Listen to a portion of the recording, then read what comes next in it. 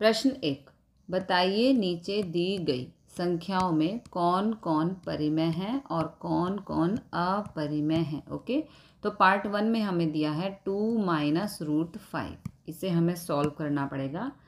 2 minus root 5, यहाँ 2 minus root 5 में 2 परिमेय संख्या तथा रूट 5 अपरिमेय संख्या है। परिमेय और अपरिमेय संख्या का अंतर हमेशा अपरिमेय संख्या होता है। ठीक है, ये परिमेय संख्या, ये अपरिमेय संख्या, और इन दोनों का अंतर यानी कि माइनस करना है। तो इसलिए परिमेय और अपरिमेय संख्या का अंतर हमेशा अपरिमेय संख्या होता है। तो 2 माइनस रूट 5 अपरिमेय संख्या है। पार्ट 2 में हमें दिया है 3 प्लस रूट 23 माइनस रूट 23। सबसे पहले यहाँ से ये ब्रैकेट रिमूव करेंगे, 3 प्लस रूट 23 और यहाँ पर है माइनस रूट 23। प्लस रूट 23 और माइनस रूट 23 हो गया कैंसिल, यहाँ पर बच गया 3 जो कि परिमेय संख्या है। पार्ट 3 में हमें दिया है 2 रूट 7 अपॉन में 7 रूट 7। रूट 7 से रूट 7 कैंसिल, यहाँ पर बच गया 2 अपॉन 7 जो कि एक परिमेय संख्या है।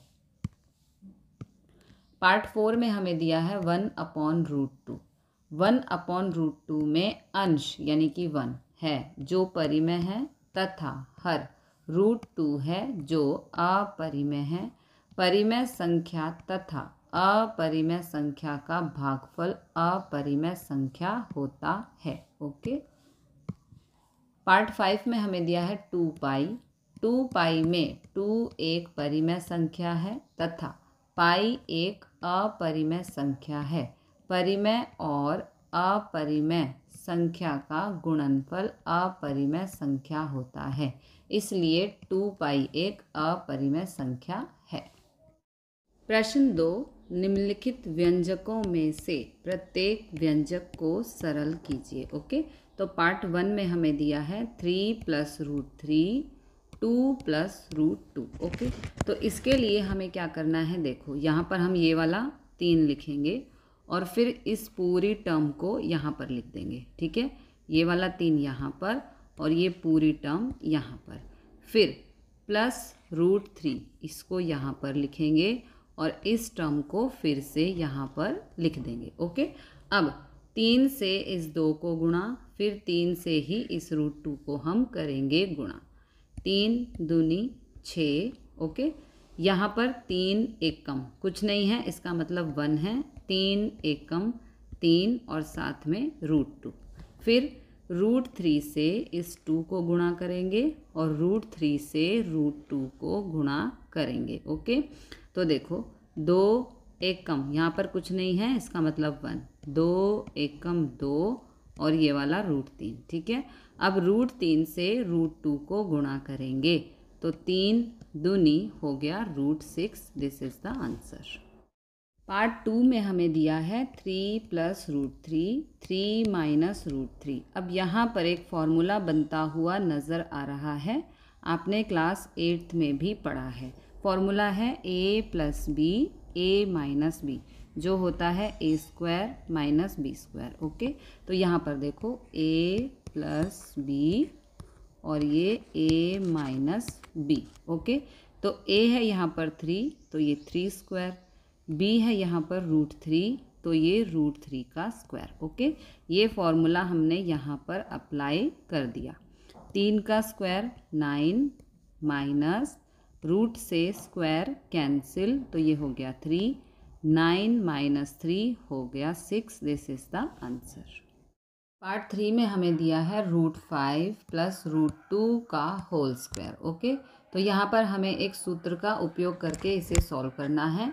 आपने 8th क्लास में भी पढ़ा है a प्लस बी का होल स्क्वायर। ओके, तो यहाँ पे हमें ये प्रश्न इस फॉर्म में दिया है, इसको हमें इस फॉर्म में लेकर आना है और फिर सॉल्व करना है। ओके, तो a प्लस बी, देखो ये a है और ये b है, तो a प्लस बी का होल स्क्वायर इसका मतलब है a स्क्वायर। a है यहाँ पे रूट 5 का कर दिया स्क्वायर, फिर है b स्क्वायर, तो b है यहाँ पर √2 का कर देंगे स्क्वायर, फिर +2ab, ये a है और ये b है ना, a और ये b, ab। अब इसे सिंप्लीफाई कर लेते हैं। रूट से स्क्वायर कैंसिल 5, रूट से स्क्वायर कैंसिल 2, और यहाँ पर ये तीनों होंगे गुणा। तो √5 को √2 से गुणा करेंगे तो 5 दूनी हो जाएगा √10 और 2 एकम 2, तो 5 और 2 हो गए 7, 7 + 2 √10, ये आ गया आंसर। पार्ट 4 में हमें दिया है √5 - √2, √5 + √2। ओके, तो यहाँ पर एक फॉर्मूला बनता हुआ नज़र आ रहा है, a - b a + b। Okay, देखो हमें यहाँ पे ये प्रश्न इस फॉर्म में दिया है और हमें इस फॉर्म में लाकर इसे सॉल्व करना है। Okay, a - b a + b, इसका मतलब है ये a, ये b, ये a और ये b। ओके, तो यहाँ पर इसका सूत्र बनेगा a² - b²। तो a है √5 का स्क्वायर माइनस b है √2 का स्क्वायर। रूट से स्क्वायर कैंसिल 5, रूट से स्क्वायर कैंसिल 2, 5 - 2 हो गया 3। This is the answer. प्रश्न 3, आपको याद होगा कि पाई को एक वृत्त की परिधि मान लीजिए c और उसके व्यास मान लीजिए d के अनुपात से परिभाषित किया जाता है, अर्थात पाई बराबर c/d है। यह इस तथ्य का अंतर विरोध करता हुआ प्रतीत होता है कि पाई अपरिमेय है। इस अंतर विरोध का निराकरण आप किस प्रकार करेंगे? ओके, तो इसका कोई अंतर विरोध नहीं है, क्योंकि जब भी एक स्केल से या किसी अन्य युक्ति से लंबाई मापते हैं तो हमें केवल एक सन्निकट परिमेय मान प्राप्त होता है, अतः हम यह अनुभव नहीं कर पाते कि c या d अपरिमेय है। ओके, प्रश्न 4, संख्या रेखा पर √9.3 को निरूपित कीजिए। ओके, तो बहुत ही सिंपल है, आपको ध्यान से समझना है। ठीक है, संख्या रेखा पर √9.3 को निरूपित करने के लिए रेखा AB बराबर 9.3, देखो ये A है और ये B है, A से B तक 9.3 लेना है और उसे बढ़ाकर फिर इसे यहाँ से हम बढ़ाएंगे, बिंदु C इस प्रकार बनाया ताकि B से C की दूरी 1 सेंटीमीटर हो। अब AC का लंब समद्विभाजक, देखो ये A है और ये C है, AC का लंब समद्विभाजक हमें करना है जो AC को बिंदु O पर काटता है। अब O को केंद्र मानकर OA त्रिज्या लेकर एक अर्धवृत्त, ये जो अर्धवृत्त है, ठीक है, ये अर्धवृत्त है, ये बनाना है बिंदु B पर। अब ये बिंदु B यहाँ पर है, इस पर एक शीर्षलंब बनाया। शीर्षलंब का मतलब है ये सीधी लाइन। ओके, जो अर्धवृत्त को बिंदु D पर काटता है। अब O को केंद्र मानकर त्रिज्या OD, इन दोनों को मिलाना है। ठीक है, OD लेकर रेखा AE रेखा AE पर एक चाप लगाया जो बिंदु E पर काटता है। अतः OE, O और E √9.3 है। ओके, प्रश्न 5, निम्नलिखित के हरों का परिमेयकरण कीजिए। पार्ट 1 में हमें दिया है 1/√7। ओके, तो यहाँ पर हमें हर यानी कि डिनोमिनेटर से ऊपर नीचे करना होगा गुणा।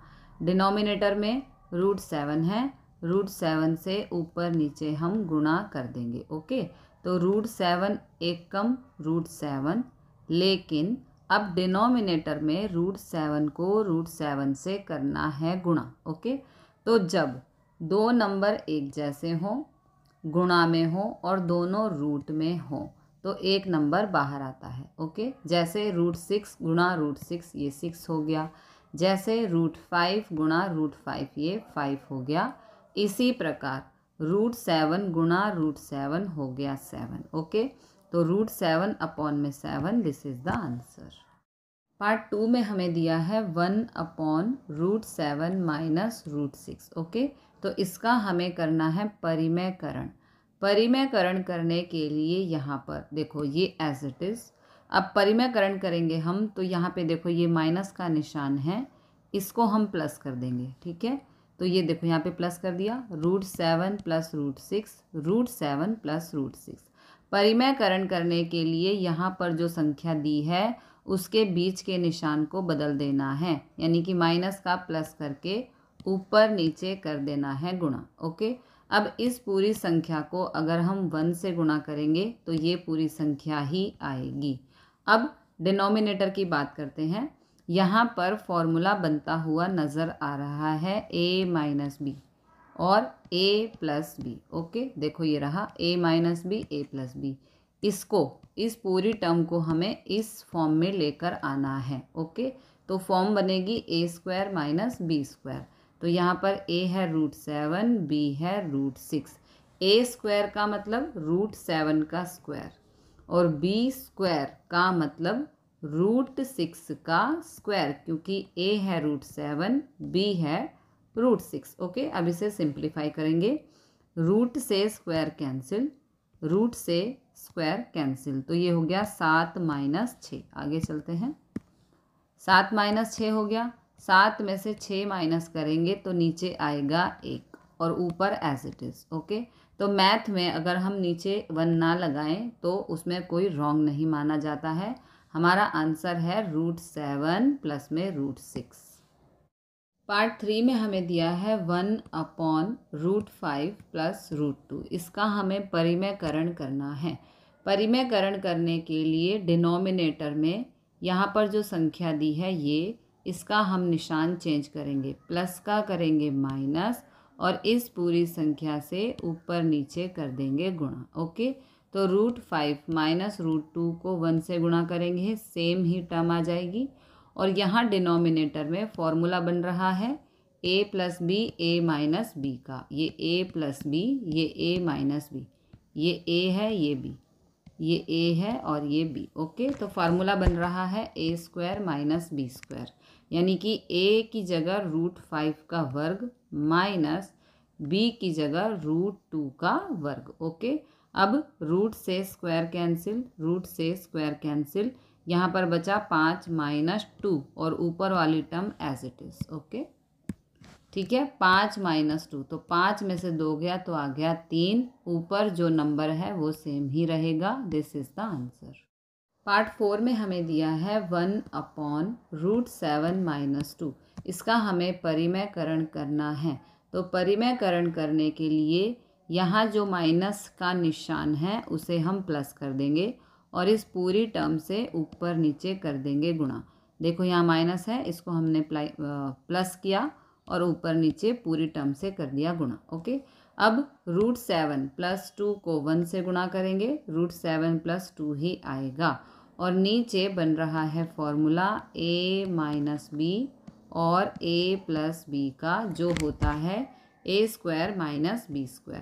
तो a² का मतलब √7 का स्क्वायर, b² का मतलब 2 का स्क्वायर। ओके, रूट से स्क्वायर हो गया कैंसिल, यहाँ पर √7 plus 2 as it is, root से स्क्वायर कैंसिल, ये आ गया 7, 2 का स्क्वायर होता है 4। ओके, अब यहाँ पर ये न्यूमरेटर एज इट इज़, 7 में से 4 गया तो डिनोमिनेटर में आ गया 3। This is the answer.